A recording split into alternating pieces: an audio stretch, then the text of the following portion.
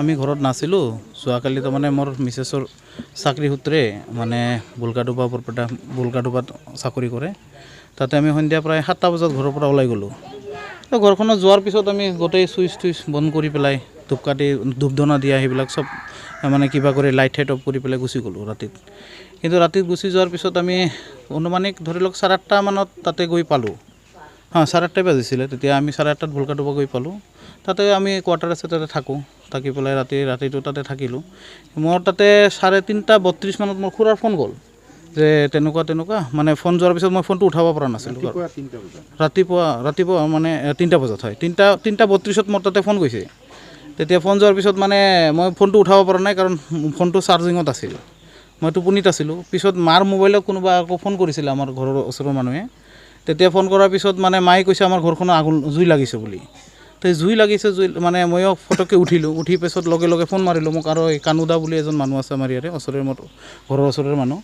তেখেতে ফোন কৰি আছে বাৰ পাছত তাক ফোন বেক কল কৰিলোঁ কল নাই একো নাই চব গোটেইখিনি বস্তু একেবাৰে চাফা হৈ গ'ল মানে কোনো বস্তুৱেই বাচাব পৰা নাই এতিয়া ইমান ডাঙৰ জুই লগাটো মানে খুব ডাঙৰ কথা আৰু কি কেনেকৈ মানে ইমানখিনি জুই কেনেকৈ লাগিব পাৰে কাৰণ ধৰি লওক এতিয়া কাৰেণ্টৰো মোৰ ইমানো নহয় লুজ ৱাৰিং নহয় গোটেইখিনি ৱাৰিঙো ভাল খুব মানে ভালকৈ ৱাৰিং কৰা আছে ঘৰখনত আৰু আমি যোৱাৰ সময়ত গোটেইখিনি ঘৰ চাই চিতি গৈছিলোঁ তো তেনেকৈ আৰু এতিয়া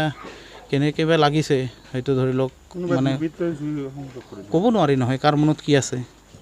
এতিয়া ধৰি লওক কোনোবাই মানুহৰতো শত্ৰুতাৰ অভাৱ নাই হয়তো ধৰি লওক কাৰ মনত কি আছে কিন্তু আমাৰ এই বল্লামগুৰিৰ ৰাইজ যিমান আছে আৰু কি ক'বলৈ গ'লে মোৰ লগত চবৰ ভাল আৰু চবেই বহুত হেল্পফুল মানুহ হয় খুব ভাল মানুহ মানে ইয়াৰ সমাজৰ ব্যৱস্থা সামাজিক মানুহবিলাক খুব ভাল এতিয়া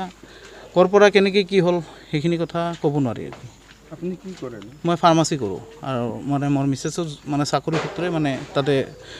থাকে আৰু মানে বুলকাডুবাত থাকে ইয়াৰ পৰা আপ ডাউন কৰি থাকোঁ মাজে কিমান লাখ টকাৰ ক্ষতি হৈছে অনুমানিক 30 লাখমান হ'ব তাৰমানে ঘৰৰ ফাৰ্নিচাৰবিলাক আছিলে সোণ আছিলে সোণখিনিতো গোটেইখিনি তাৰমানে মোৰ মিছেছৰ মানে বিয়াৰ সময়ত আমাৰ বঙালীৰ ভিতৰত বিয়াত সোণ দিয়ে প্ৰায় ধৰি লওক 10 ভৰি ইমান সোণ আছিলে ঘৰৰ ভিতৰত 10 ভৰি ইমান সোণ আছিলে সোণখিনি প্ৰায় গোটেইখিনি চেছ আৰু মোৰ মানে ডকুমেণ্টছ NRC ডকুমেণ্টছৰ পৰা আদি কৰি বিশেষ কৰি NRC আৰু বাকী যিবিলাক মাটিৰ কাগজ আছিলে গোটেইখিনি পুৰি চাফা হৈ গ'ল তাৰপিছত মিছেছৰ মানে চাকৰি সূত্ৰে যিবিলাক ডকুমেণ্টছ আছিলে এইখিনিও চাফা হ'ল